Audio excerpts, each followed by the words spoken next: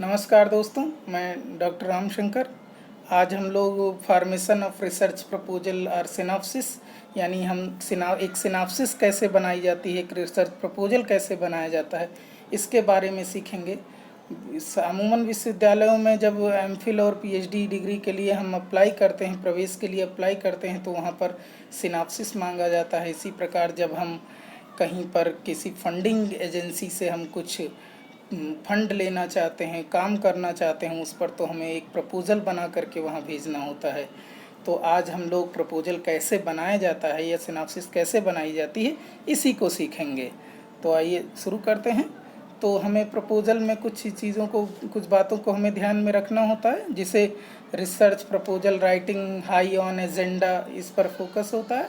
Area of interest, क्या area of interest होगा, short list of issues, कुछ मुद्दों को, कुछ इशूज़ को हमें शॉर्ट लिस्ट करना होता है, और फिर इसमें कुछ बुक रिव्यू करना होता है, और आर्टिकल पढ़ना होता है, रिसर्च पेपर पढ़ना होता है, डिजर्टेशन पढ़ना होता है। फिर उसके बाद में हम एक छोटा सा कोई टॉपिक सोच पाते हैं कि इस पर कुछ काम करेंगे। तो process of research proposal writing क्या है, तो उसके बारे में हम आज यहाँ समझने की कोशिश करें। तो उसमें सबसे पहला पॉइंट जो है, understanding of research and research proposal.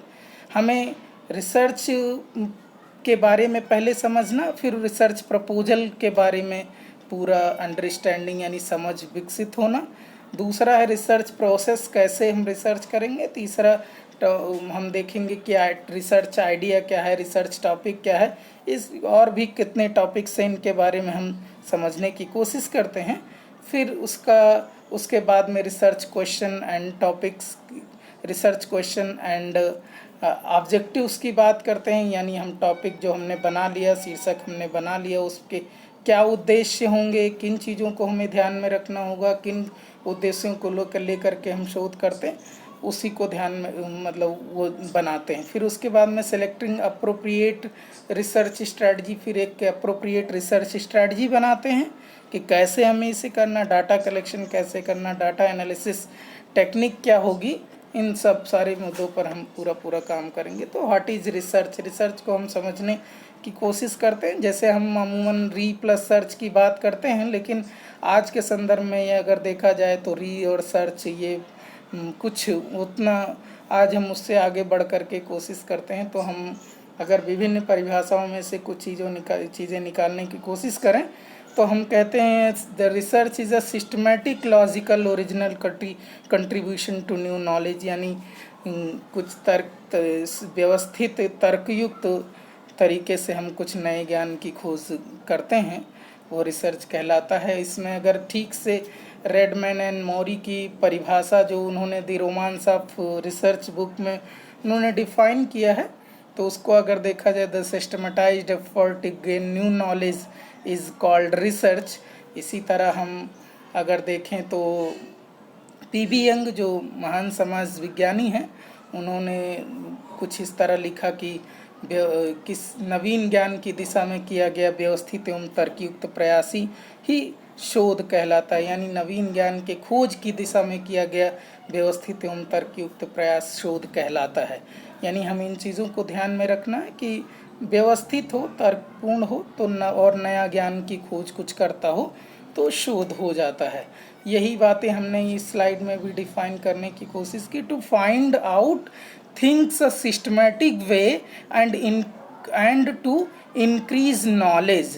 यानी सिस्टमैटिक वे यानी व्यवस्थित रास्ता, और जो इंक्रीज नॉलेज और नॉलेज को इंक्रीज करता हो। इसमें अगर कुछ सब पॉइंट को हम देखें तो an explanation of methods use to data collect meaningful results with systematic data collection and data interpretation, describing, explaining, understanding, criticizing and analyzing, ये इसके रिसर्च के प्रोसेस हैं। छोटे छोटे अगर देखा जाए, इन मूल शब्द जिसे बोल सकते हैं कि इन्हीं शब्दों के इर्द गिर्द हम घूमते रहते हैं। और क्लियर पर्पस रिसर्च में फिर हम जो ऑब्जेक्टिव की बात करते हैं उसको ध्यान में रखते हुए, तो हम एक जब डाटा डिस्क्राइब करते हैं, एक्सप्लेन करते हैं, अंडरस्टैंड करते हैं, क्रिटिसाइज करते हैं और फिर एनालाइज करते हैं, तो एक क्लियर पर्पस, क्लियर उद्देश्य, क्लियर थियरी बिल्डअप कर पाते हैं, क्लियर आइडिया निकाल पाते हैं कि क्या कंक्लूज़न है। तो उसी में हम अच्छे रिसर्च की क्या विशेषताएं होती हैं, यानी कैरेक्टरिस्टिक्स ऑफ गुड रिसर्च, इसके बारे में अगर हम समझने की कोशिश करें तो देखें यहाँ पर कि अच्छे रिसर्च की विशेषता है कि इंटरेस्टिंग टॉपिक हो, उसमें करंट इशूज़ पर फोकस हो, इंटरेस्टिंग टॉपिक होगा, करंट इशूज़ पर होगा तो अमूमन शोध अच्छा होगा। गुड लिटरेचर रिव्यू, अच्छा लिटरेचर रिव्यू की तरफ हम बढ़ने की कोशिश करें, अच्छा लिटरेचर मिले, उपलब्ध हो। फिर तीसरा साउंड प्राइमरी रिसर्च, हम फोकस करते हैं प्राइमरी रिसर्च की तरफ। जैसे हमने कहा आज कोविड-19 की तरफ है तो क्या समस्याएं हो रही श्रमिकों को, क्या महिलाओं को समस्याएं हो रही हैं, इस दौरान भी शादी और ब्याह हो रहे हैं, तमाम संस्कार हो रहे हैं, क्यों ऐसा हो रहा है कि इतनी भयावह स्थिति होने के बावजूद ये सारी चीज़ें हो रही हैं, मीडिया में कैसी स्थिति दिखाई जाने की कोशिश की जा रही है। तो इस पर अगर पूरा काम करें तो प्राइमरी रिसर्च पूरा होगा। और फिर लॉजिकल स्ट्रक्चर, कोई भी बात कहें तो हम तर्कयुक्त संरचना प्रकाशित करने की कोशिश करें, यानी व्यवस्थित करने की कोशिश करें, यानी दिखाने की कोशिश करें। फिर एनालिटिकल हो, थ्योरी इंटीग्रेटेड हो, अंडरपिन्ड बाय कॉन्सेप्चुअल फ्रेमवर्क, एक कॉन्सेप्चुअल फ्रेमवर्क को समेट करके रखता हो। फिर उसी में integration between methodology, literature, analysis and conclusion, यानी ये जो फिर वही चार टर्म है, methodology, literature, analysis and conclusion, इनमें पूरा इंटीग्रेशन हो, इनमें पूरा एक संबद्धता हो, इनमें पूरा एकजुटता हो, जिनको लेकर के हम काम करें। तो स्टेप टू बी टेकन, कौन से स्टेप लिए जा सकते हैं। तो पहला स्टेप, उनमें सबसे पहला जो टॉपिक, चाहे प्रपोजल में चाहे आप रिसर्च कर रहे हो कहीं भी, तो उसमें सबसे पहला है हम identify a general problem area. हम एक जनरल प्रॉब्लम एरिया को आइडेंटिफाई करते हैं, कहाँ पर हमें शोध करना है, क्या करना है। क्राइटेरिया टू यूज़, वो क्राइटेरिया क्या होगा जो यूज़ करेंगे, तो इंटरेस्ट हो, मैंने अभी बताया कि इंटरेस्टिंग टॉपिक हो, यानी आप वही एरिया, वही टॉपिक, जैसे हमने कहा स्वास्थ्य हमारा एक एरिया है जिस पर हम काम करना चाहते हैं, यानी अगर हमारे स्वास्थ्य में इंटरेस्ट है तो हम शोध पर, स्वास्थ्य पर काम करेंगे। यानी इंटरेस्ट सबसे पहले हो, थ्योरेटिकल वैल्यूज़ हों, प्रैक्टिकल वैल्यूज़ हों, यानी सिद्धांत तो हों ही, प्रैक्टिकल भी काम करने में सुलभता हो। ऐसा नहीं है कि प्रैक्टिकल काम ना कर पाएँ, हम कोई अंतरिक्ष का कोई विषय ले लें, हम समाज विज्ञानी भी हैं, हम समाज अध्येता हैं, हमारी अपनी बाध्यताएं, हम वहाँ तक पहुँच भी ना पाएँ और हमने वैसा टॉपिक ले लिया, वर्कबिलिटी हो, काम कर पाएँ, क्रिटिकल मास हो, एक आलोचनात्मक जन समुदाय हो, यानी ये नहीं कि एक रूपता हो जाए, मास की बात ही ना करें, यानी पब्लिक की बात ही ना कर पाएँ। तो इन छोटे छोटे क्राइटेरिया को हमें शामिल करना होता है। एक ये जो problem identify, general problem area जब हम चुनाव करते हैं तो इन चीज़ों को, इन क्राइटेरिया को विशेषकर ध्यान में रखते हैं। दूसरा पॉइंट सबसे बड़ा महत्वपूर्ण हो जाता है जिसमें रिसर्च गैप फाइंड करते हैं, वो है लिटरेचर रिव्यू का, यानी रिव्यू ऑफ द लिटरेचर। यानी सबसे पहले बात ये करते हैं कि हम ऑब्जेक्टिव बनाना हो, चाहे रिसर्च क्वेश्चन बनाना हो या टॉपिक फार्मूलेशन करना हो, हमें लिटरेचर रिव्यू की अत्यंत आवश्यकता होती है। रिव्यू ऑफ द लिटरेचर करना इसलिए आवश्यक होता है कि हमने बताया कि नवीन ज्ञान, यानी नया ज्ञान, हमें न्यू नॉलेज की बात करनी है। अगर हम किसी पुराने, यानी जो पहले शोध हो चुका है उस पर ही हम अगर कोई काम कर रहे हैं तो न्यू नॉलेज कहाँ से हुआ। तो हम लिटरेचर रिव्यू के माध्यम से हम गैप फाइंडिंग करते हैं, यानी पहले क्या काम हो चुका है, क्या बाकी है, कहाँ पर हमारे लिए संभावनाएं बाकी हैं, ये लिटरेचर रिव्यू का सबसे बड़ा काम होता है। फिर right a general problem statement, एक जनरल प्रॉब्लम स्टेटमेंट लिखते हैं और कि इस पर काम मुझे करना है। जैसे हमने कहा कि हमने काम किया था सामाजिक व्यवस्था पर, तो हम उस पर काम करेंगे।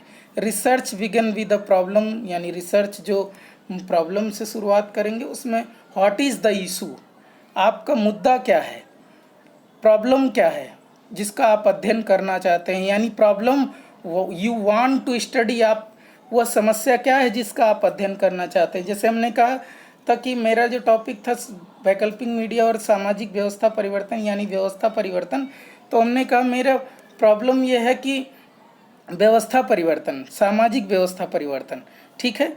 तो दूसरा अब इसी में अगर समझने की कोशिश करें, what is the concern wing address behind this study, इस स्टडी के पीछे क्या आप दिखाना चाहते हैं, क्या एड्रेस करना चाहते हैं, ठीक है। तीसरा point, why do you want to undertake this study, आप क्यों यह स्टडी अंडरटेक करना चाहते हैं, क्यों करना चाहते हैं। और अगला पॉइंट है, why this study important to the scholarly community, जो हमारा जो बौद्धिक समुदाय है उसमें आपका शोध क्या महत्वपूर्ण योगदान कर लेगा, यह जो प्रॉब्लम है उसको में कैसे ये हमारा शोध पहुंचेगा, उनसे क्या उन लोगों को सीख मिलेगी, इसको हमें ध्यान में रखना होता है। तभी हम प्रपोजल या सिनॉप्सिस का निर्माण करते हैं, फॉर्मुलेट करते हैं। और हमेशा research is a systematic knowledge जैसे, और science is a systematic knowledge, तो यानी science is a systematic knowledge यानी रिसर्च इज़ अ साइंस। तो रिसर्च जब साइंस है तो यहाँ मेथड भी साइंटिफिक मेथड ही भी होंगे। तो यहाँ साइंटिफिक मेथड के अंतर्गत हम सबसे पहले जो पॉइंट देखते हैं तो उसमें सबसे पहले डेवलप द प्रॉब्लम यानी ये नहीं समस्या को बना दीजिए, मतलब यहाँ डेवलप द प्रॉब्लम मतलब जो आपकी रिसर्च टॉपिक है उस प्रॉब्लम को डेवलप कीजिए यानी विकसित कीजिए, किस पर आपको काम करना है इस पर फोकस हो जाइए। फिर अगला है develop a theoretical solution to the problem, जो हमारी प्रॉब्लम है उसका थ्योरेटिकल सॉल्यूशन क्या होगा इसको सोचने की कोशिश कीजिए, बनाने की कोशिश कीजिए। फिर उसके यानी उसमें डिफाइन कीजिए अपने प्रपोजल में। उसके बाद फार्मुलेट द हाइपोथेसिस और क्वेश्चन, आप रिसर्च प्रश्न बनाइए, शोध प्रश्न बनाइए, फिर हाइपोथेसिस बनाइए यानी परिकल्पना बनाइए। तो रिसर्च क्वेश्चन भी आपके टॉपिक को ही तो फुलफिल कर रहे होंगे यानी अध्ययन करने के लिए प्रेरित कर रहे होंगे। हाइपोथेसिस यानी एक संभावित उत्तर लिखते हैं, जो कि आपके जो शोध प्रश्न हैं उनके संभावित उत्तर क्या होंगे या जो आपका टॉपिक है उसके संभावित उत्तर क्या होंगे। फिर अगला फॉर्मुलेट द रिसर्च प्लान यानी एक पूरा डिज़ाइन क्रिएट कीजिए, पूरी प्लान बनाइए, पूरा मेथड्स बताइए कि किससे आप अध्ययन करेंगे, क्या अध्ययन करेंगे, कैसे अध्ययन करेंगे, एक वो मेथड क्या होगा इस पर हम फोकस होंगे। फिर अगला पॉइंट जो उसी में होता है, collect and analyse the data, जो डाटा को कलेक्ट करेंगे उसको एनालाइज करेंगे, कैसे करेंगे और कौन सा डाटा कलेक्ट करेंगे इसको हमने कोशिश करते हैं पूरा लिखने की। फिर interpret the result and form conclusion, जो हमारा रिजल्ट होगा किस फॉर्म में होगा, कंक्लूजन कैसे लिखने की कोशिश करेंगे। अमूमन रिसर्च पेपर में हम ये चीज़ें लिखते भी हैं। फिर रिफाइन द थियरी, एक थियरी बिल्डअप करने की कोशिश करते हैं या पहले से जो थियरी मौजूद है उसी को रिफाइन करने की कोशिश करते हैं। यहाँ हमने डायग्राम के माध्यम से दिखाने की कोशिश किया है कि क्या स्किल्स एंड क्वालिटीज़ होनी चाहिए अच्छे रिसर्च की। तो हमने कहा कम्युनिकेशंस होना चाहिए, इंटेलेक्चुअल स्किल्स होना चाहिए, इंफॉर्मेशन टेक्नोलॉजी स्किल्स होनी चाहिए, ऑर्गेनाइजेशनल स्किल्स होनी चाहिए, मोटिवेशन होना चाहिए, इंडिपेंडेंस होना चाहिए, फिर परसेवरेंस होना चाहिए। जो मूल है, जो मध्य में लिखा परसेवरेंस, उसके इर्द गिर्द हम सारी चीज़ों को देखने की कोशिश करते हैं। फिर रिसर्च प्रपोजल होता क्या है, हमने कहा कि research proposal is an argument that explain the logic behind your study to audience of non-experts, जो experts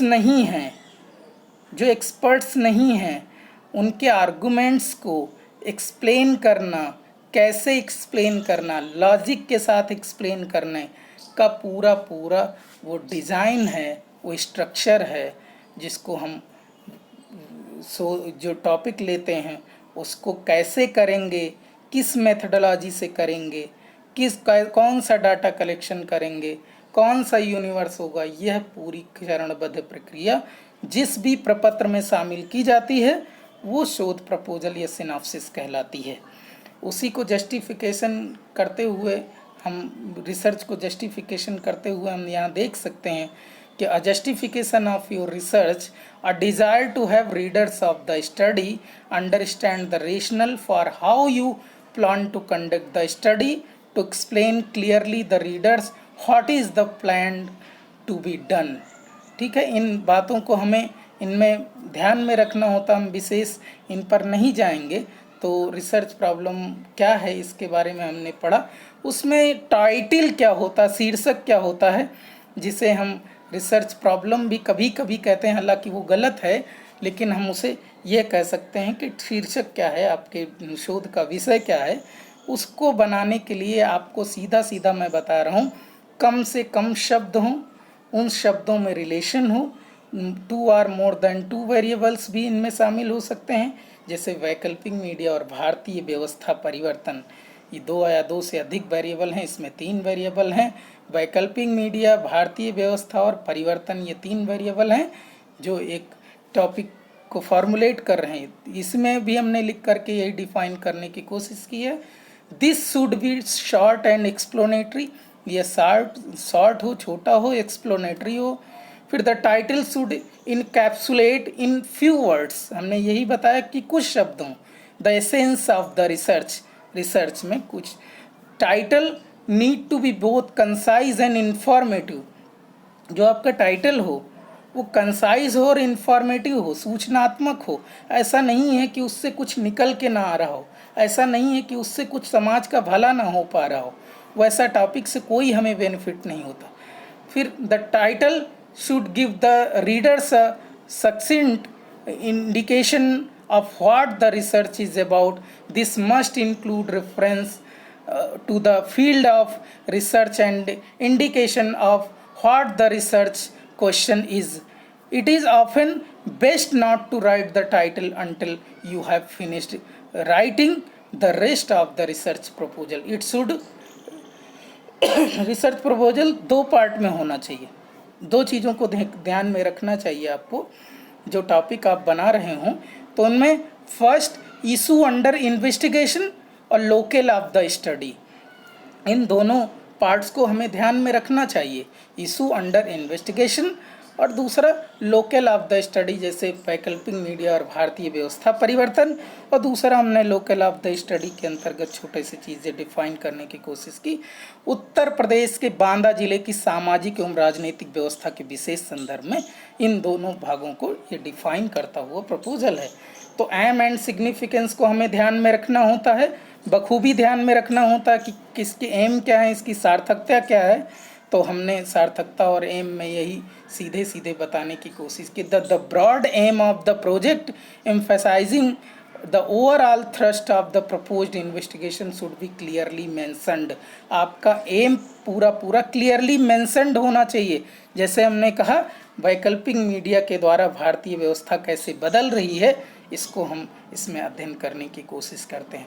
most social research contribute to one और more than the following: the development of particular area of the theory और methodology, जो methodology या theory को develop करने की कोशिश करते हैं। द कलेक्शन और accumulation of a new body of information of data. अगला the development of research methods और टेक्निक, रिसर्च मेथड्स और तकनीक में डेवलप करने की कोशिश करते हैं। Knowledge about are understanding of N issues और प्रॉब्लम, उसके नॉलेज गेन करने की कोशिश करते हैं। Policy and practice of particular area, policy maintain करने का और इसमें कुछ वर्क करने का प्रयास करते हैं। स्टेटमेंट ऑफ द प्रॉब्लम, अब हम अगले टॉपिक में पढ़ेंगे स्टेटमेंट ऑफ द प्रॉब्लम, यानी आपकी समस्या का स्टेटमेंट क्या है, कथन क्या है, यानी समस्या का कथन भी इसे हिंदी में कभी कभी लिखते हुए आपको दिख जाएगा। तो यहाँ सीधा समस्या का कथन है, मतलब आप किस एरिया पर काम करना चाहते हैं। जैसे हमने कहा वैकल्पिक मीडिया और भारतीय व्यवस्था पर काम करना चाहता हूँ। This is a really an overview of research problem. It should contain the knowledge available concerning the research question, the issues that are basis of the study, significance of the problem, in how it fill a research gap, यानी जो हमारा research gap है, यानी जो पहले काम हो चुका है, जो बचा है उसी पर तो हम काम कर रहे हैं, यानी पहले जो हो चुका है और जो मैं कर रहा हूँ वो कैसे उस गैप को फिल करने की कोशिश करेगा, इस पर हमारा ये फोकस होना चाहिए। तो यहाँ concise description of the nature of the problem to be investigated, clearly contextualized in the theoretical framework, इन मुद्दों को in the clearly contextualized in the theoretical framework, जो सैद्धांतिक पक्ष है, फ्रेमवर्क है, संरचना है, उसको पूरा पूरा क्लियरली एक्सप्लेन्ड होना चाहिए, उसके कंटेक्स्ट में लिखा होना चाहिए। अब ऑब्जेक्टिव जो लिखते हैं, यानी टॉपिक के शीर्षक को पूरा करने के लिए हम छोटे छोटे ऑब्जेक्टिव बनाते हैं, उनको यहाँ पर कैसे मेंशन करना है, इसके बारे में हम यहाँ देखें। The research objective must include, जो हमारे ऑब्जेक्टिव हैं, शोध उद्देश्य हैं, उनमें क्या चीज़ें पूरी पूरी होनी चाहिए। तो हमने कहा clear sense of the purpose and direction, आपका सेंस और डायरेक्शन एकदम क्लियर होना चाहिए। जैसे हमने कहा बांदा जिले की सामाजिक व्यवस्था का अध्ययन, वैकल्पिक मीडिया की पहुंच का अध्ययन, लोगों में आए बदलाव का अध्ययन, यानी आपका अध्ययन करना, यानी स्पष्ट क्लियर होना चाहिए कि आप क्या करना चाहते हैं। ऑपरेशनल एंड मेजरेबल फ्रेमवर्क, उसमें वेरिएबल हो यानी वैकल्पिक मीडिया से कैसे व्यवस्था बदल रही है, उनको कौन कौन से वेरिएबल को मेज़र करेंगे। थ्योरेटिकल बेसिस में कोई थियरी से लिंक कर रहे हैं आप, यानी आपका शोध उद्देश्य है वो किसी थियरी को लिंक कर रहा है। To more rigorous develop the general idea focus research question, कुछ जनरल रिसर्च फोकस क्वेश्चन कुछ उन पर आइडेंटिफाई कर रहे हैं, कुछ रिसर्च क्वेश्चन को पर फोकस होकर के काम करना चाह रहे हैं, इसको क्लियरली मेंशन होना चाहिए। A good sound research objective should have, यानी जो अच्छे रिसर्च ऑब्जेक्टिव हैं उनमें क्या दिखना चाहिए, क्या पूरा पूरा क्लियरली दिखना चाहिए, वो आप देख सकते हो जहाँ पर लिखा हुआ specific what measure will you use, यानी आप स्पेसिफिक है व्हाट, क्या अध्ययन करना चाहते हैं, measurable what measures will you use, achievable यानी टारगेट सेट कर देना चाहिए, क्या करना है आपको, रियलिस्टिक यानी टाइम, एनर्जी एंड फाइनेंस, ये भी पूरा पूरा उसमें क्लियर दिखना चाहिए, टाइमली, और सबसे बड़ा है कि समय के अंदर आप अपना शोध पूरा कर लें, यही सबसे बड़ा उद्देश्य होता है। ओवरव्यू ऑफ लिटरेचर रिव्यू, तो लिटरेचर रिव्यू में हमने बताया ही है कि इसमें हम कोशिश करते हैं कि कैसे जो हमारा गैप है, जो पहले जो काम हो चुका है वो कैसे पता चलेगा, तो लिटरेचर रिव्यू के जरिए पता चलेगा। हम शोध पढ़ेंगे, थीसिस पढ़ेंगे, रिसर्च आर्टिकल पढ़ेंगे, डिजर्टेशन पढ़ेंगे, उसके बाद हम समझ पाएंगे कि हम क्या आप काम करने को बाकी रह गया, वही इन ओवरव्यू ऑफ लिटरेचर में हम समझने की कोशिश करते हैं, और वो लिखते भी हैं अपने प्रपोजल में। ठीक है, the purpose of the literature review to situate your research in the context of what is already known about a topic. It need not exhaustive, it needs to show how your work will benefit the whole. It should provide the theoretical basis for your work, so what has been done in the area by other and set the stage for your work. It should contain a historical perspective. The problem identified should be logically linked. Historical यानी आपने पुराना अध्ययन कर लिया, और सीधा सीधा identify should be logically linked, और आपके जो विषय से पूरे पूरे लिंक्ड हैं उन्हीं को आपको पढ़ना है। To provide the background of the justification of the study, आप जस्टिफिकेशन ऑफ द स्टडी के बैकग्राउंड को, उसकी पृष्ठभूमि को प्रोवाइड करने की कोशिश करता है, क्या क्या काम हो चुका। To select theory, research strategies and method, इसी के जरिए हम कौन सी थियरी को सेलेक्ट करें, कौन से मेथड को लगाएं, इसको समझने में मुझे मदद मिलेगी। हाइपोथेसिस के निर्माण में मुझे मदद मिलती है। To frame research question and hypothesis, जो रिसर्च क्वेश्चन हैं उनको बनाने में इसी से मदद मिलती है। कंसेप्चुअल फ्रेमवर्क में कंसेप्चुअल फ्रेमवर्क भी बनाना अत्यंत आवश्यक होता है, जिसमें आप देख लीजिए concept to be use, their relevance and applicability and their operationalisation, यानी कंसेप्ट टू बी यूज, कौन सा सिद्धांत आप प्रयोग कर रहे हैं, वो सिद्धांत कितना रिलेवेंस है, कितना अप्लीकेबल है और कितना ऑपरेशनलाइजेशन है, कितना हम उस पर काम कर पाने में मुझे मदद मिलेगी। रिसर्च क्वेश्चन और हाइपोथेसिस क्या होता है? हाइपोथेसिस हमने आपको बता दिया कि हाइपोथेसिस जिसके उत्तर की जांच, एक ऐसा कथन, शोध में एक ऐसा कथन जिसके उत्तर की जांच करना भी बाकी है, यानी आप वो रिसर्च हाइपोथेसिस बोला जाता है और उसी से रिलेटेड जो क्वेश्चन फॉर्म में होता है कि आप क्या अध्ययन करना चाहते हैं, वो रिसर्च क्वेश्चन कहलाते हैं। आप इन्हीं को समझने की कोशिश कीजिए। Need to be started clearly and concisely, clear mention होना चाहिए कि क्या they can be research question of, उसमें क्या क्या चीज़ें हैं। तो research question, what to seek description, why to seek explanation, how concern with intervention, यानी व्हाट, व्हाई, हाउ, इन तीनों टर्म को आप देखिए अगर शामिल करते हैं तो एक अच्छा रिसर्च क्वेश्चन बन ही जाएगी। हाइपोथेसिस के बारे में हमने अभी बताया ही, वही इसमें मेंशन है। Hypothesis are tentative answer to research question, एक टेंटेटिव आंसर है रिसर्च क्वेश्चन का। जो रिसर्च क्वेश्चन है यानी जो हमारा टॉपिक है उसका एक आंसर है, टेंटेटिव आंसर है। Cause and effect relationship between two concept, दो कॉन्सेप्ट के बीच में, दो वेरिएबल के बीच में कारण और प्रभाव का संबंध दिखाता है। Hypothesis requires a great deal of theoretical work, जो सैद्धांतिक वर्क है उसमें एक पूरा को डिफाइन करने की कोशिश करती है हाइपोथेसिस। अब रिसर्च मेथडोलॉजी यानी हम डाटा कलेक्शन करेंगे तो कैसे करेंगे, कौन सा मेथड होगा, शोध करेंगे तो कौन सा मेथड अपनाएंगे, कौन सी टेक्निक अपनाएंगे, इन बातों को हमें रिसर्च मेथडोलॉजी में हम डिफाइन करते हैं। The method must provide a means of answering the research question, जो हमारे रिसर्च क्वेश्चन होंगे उनका आंसर किस मेथड से हमें देना है वो जो डिफाइन करते हैं तो मेथड्स के अंतर्गत आता है।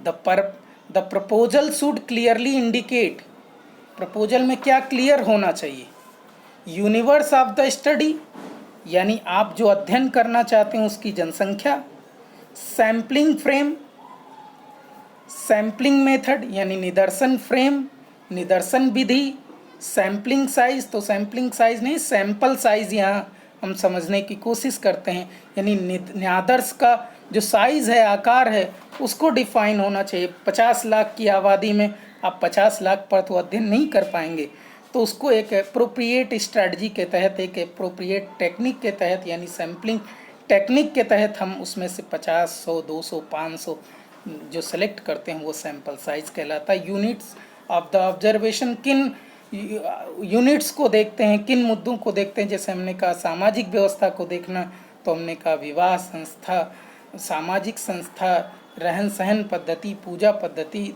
धर्म संस्कृति, इनको हमने एक यूनिट बनाया जिनको हमने अध्ययन करने की कोशिश की।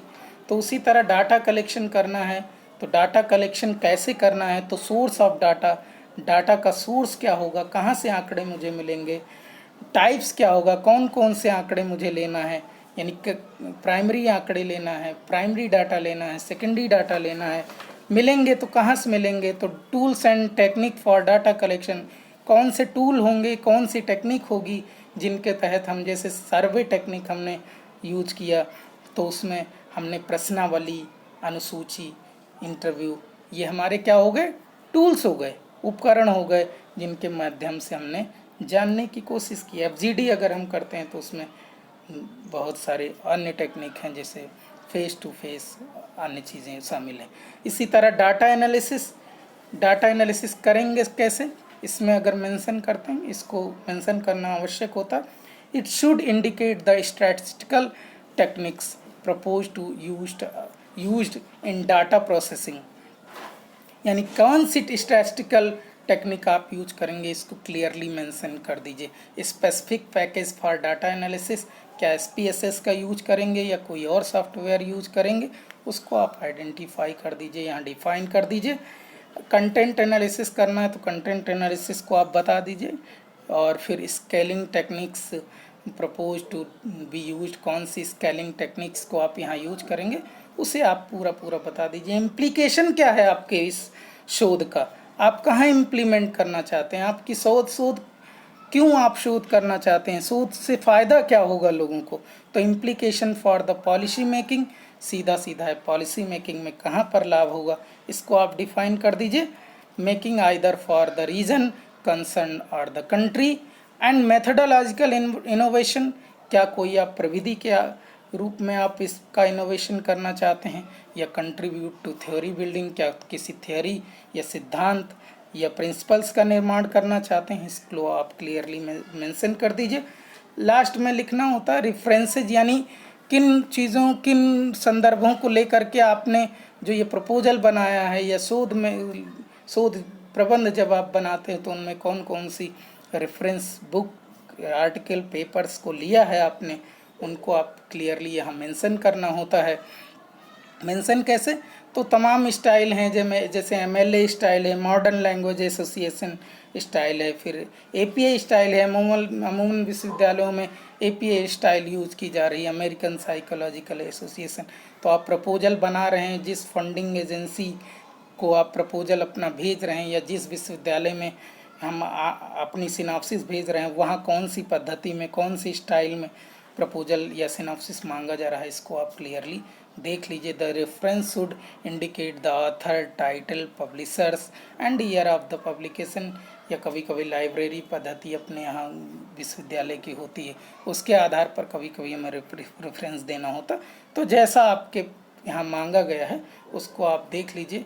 तो factors important to academic research के क्या क्या फैक्टर्स हैं, तो फैक्टर्स में मोटिवेशन है, स्टाइल एंड क्रिएटिविटी है, और फिर उसके बाद में personal qualities of the competent researchers. इनमें कुछ इन्हीं चीज़ों को ध्यान में हमें रखना होता है। क्या कंपोटेंट, यानी नॉलेज एंड स्किल्स को डेवलप करने की कोशिश करते हैं।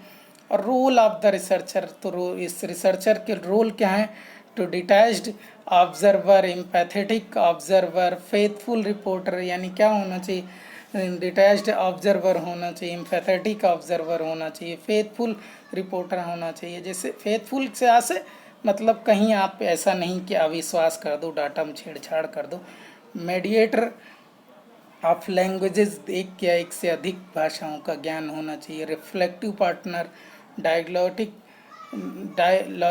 डायलॉजिक फैसिलेटर होना चाहिए उसे, यानी आप कहीं कुछ कह पाओ, जैसे FGD कर रहे हो, फोकस ग्रुप डिस्कशन करने जा रहे हो, तो कहीं कुछ बोलना है, कहीं कुछ आवाज़ निकलनी, आप उस ढंग से आप बात करते हो। कुछ फंडिंग एजेंसीज़ हैं जहाँ पर हम अपना प्रपोजल भेज सकते हैं, अमूमन जैसे PDF और सीनियर रिसर्च फेलोशिप या डॉक्टरल रिसर्च फेलो, या तमाम सीनियर में मेजर और माइनर रिसर्च प्रपोजल के लिए ICMR, ICSR, ICCR, ICSSR, ICHR, ICPR जैसे कुछ, या भारत सरकार की कुछ मिनिस्ट्रीज़ हैं, जैसे UGC है, रूरल डेवलपमेंट है।